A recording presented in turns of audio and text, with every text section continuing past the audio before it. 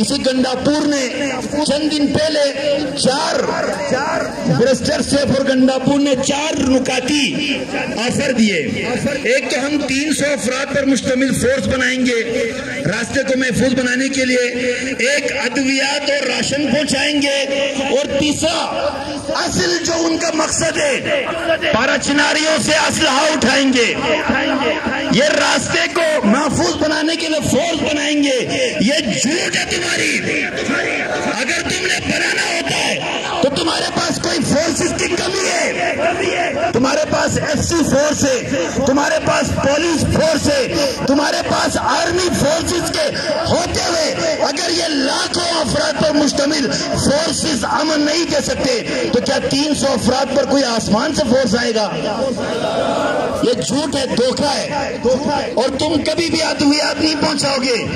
اگر پہنچا بھی تو تمہارے خیرات کے ادویات نہیں چاہیے.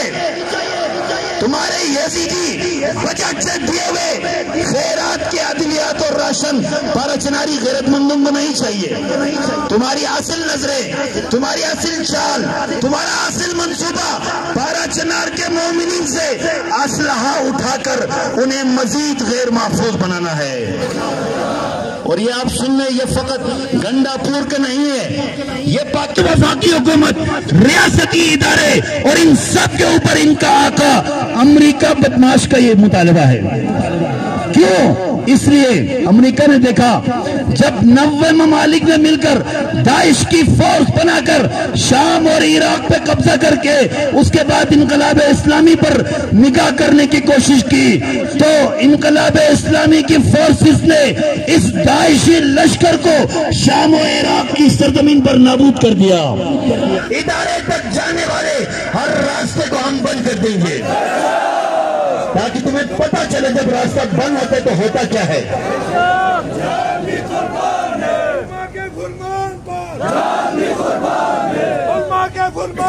پارا چنار کے 2 جوانوں نے سر تو کٹوا دیے لیکن یزیدوں کے آگے بیعت نہیں کی. اس طرح سر کو قلم کر کے ویڈیو بنا کر یہ دکھانا چاہتے ہیں کہ شیعہ اس سے خوف زدہ ہو جائیں, شیعوں کے دلوں میں خوف طاری ہو جائے. میں دشمنوں سے کہنا چاہتا ہوں آپ نے تشیع کو سمجھا نہیں ہے. تشیع نے کربلا سے درس لیا ہوا ہے. جب ہمارے مولا و آقا سید الشہداء کربلا میں امام حسین کو سر قلم کیا جاتا ہے تو 1000 شیعوں کے سر قلم ہو, ہمارے لیے کوئی فرق نہیں پڑتا. شاعر کہتا ہے کربلا اب بھی حکومت کو نگل سکتی ہے. حکمرانوں ہوش میں آ جاؤ, کربلا اب بھی حکومت کو نگل سکتی ہے. کربلا تخت کو تلووں سے مسل سکتی ہے. کربلا خار تو کیا آگ پہ بھی چل سکتی ہے. کربلا وقت کے دائرے کو بدل سکتی ہے. کربلا وقت کے دائرے کو بدل سکتی ہے. کربلا قلعہ فولاد ہے جراروں کا. کربلا قلعہ فولاد ہے جراروں کا. کربلا نام ہے چلتی ہوئی تلواروں کا. ہمیں اپنے صفوں میں مزید اتفاق, اتحاد اور ایک قومی شیعہ قیادت کے ماتحت ہونے کی ضرورت ہے. شیعہ سنی بھائی بھائیوں کی طرح ہیں. پاکستان میں جو حالات خراب کر رہے ہیں وہ تکفیری ٹولہ ہے.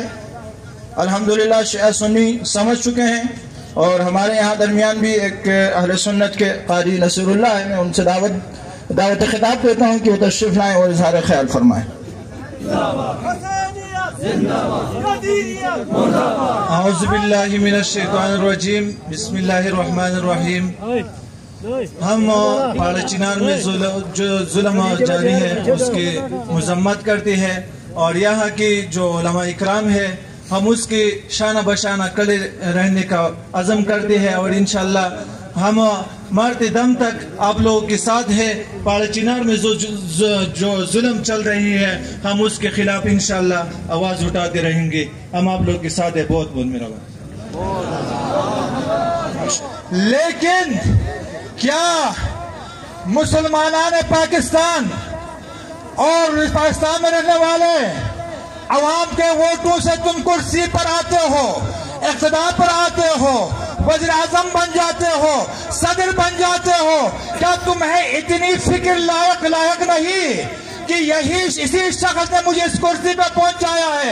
आज पांचनार लहू लहू लहू है, माया बहनें जो है वो कत्ल हो रही है, छोटे छोटे बच्चे कत्ल हो रहे हैं, बुजुर्ग कत्ल हो रहे हैं, लेकिन तुम्हारी आंखों में पर्दा आया हुआ है, तुम्हारी जबान जो है वो लड़खड़ा रही है, तुम्हारे अंदर गैरत ईमानी तो है नहीं है, लेकिन गैरत इंसानी भी खत्म हो गई है। قال مولانا امیر المؤمنین کونا للظالم خصما وللمظلوم عونا۔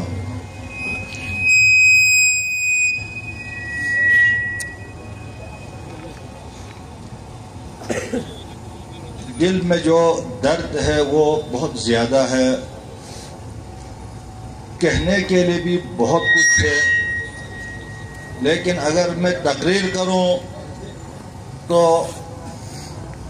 شاید ایسے سنگین ترین الفاظ میرے منہ سے نکل جائیں گے جو شاید ادارے برداشت بھی نہیں کریں گے،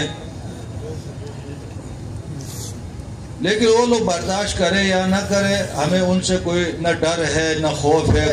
کسی کے لیے برا بلا کہنا ہے یا کسی کے لیے بددعا کرنے کے لیے اگر ہم چنیں تو بہترین افراد یہی ہمارے اسمبلیوں میں موجود یہی نمائندے ہیں جو مستحق ہیں، یہ لوگ مستحق ہیں۔ اور اسی طرح ہمارے ادارے میں موجود تمام اعلیٰ آفیسران جو ذمہ داران ہیں، ہم نے ملاقاتوں میں صاف و شگاف الفاظ میں ہم نے کہہ دیا ہے کہ اگر ملک اور قوم کو بچانا ہے، ملک اور قوم کی حفاظت کرنا ہے، تو پھر آپ لوگ بالکل کنار ہو جاؤ، آپ کنار ہو جاؤ۔ آپ کا کام ہے بارڈر کو سنبھالنا، آپ کا کام ہے بارڈر سنبھالو۔ شہر کو سنبھالنے کے لیے پولیس موجود ہے، اس میں رینجر کا کیا کام ہے جو سب سے بڑا بے غیرت ہے؟ وہ قوم کو لڑوانا، اور اگر خود ان کے لیے کچھ نہ ملا تو پولیس کے اوپر حملہ کرنا، یہ رینجر کا کام ہے۔ پولیس اور عوام کے درمیان میں نفرت پھیلانے کا کام شروع ہی رینجرز نے کیا، تو اس رینجرز کو بھی ہمارے گلگت بلتستان میں مسلط کرنا چاہتا ہے۔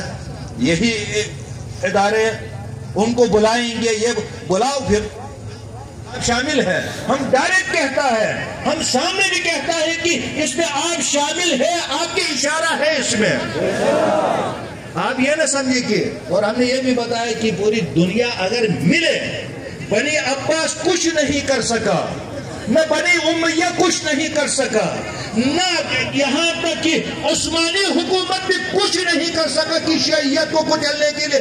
ہر دور کے حکومت نے شیعیت کو کچلنے کے لیے کوشش کی، لیکن آج دنیا کے ہر جگہ پر پھر عالم حسین بلند ہے۔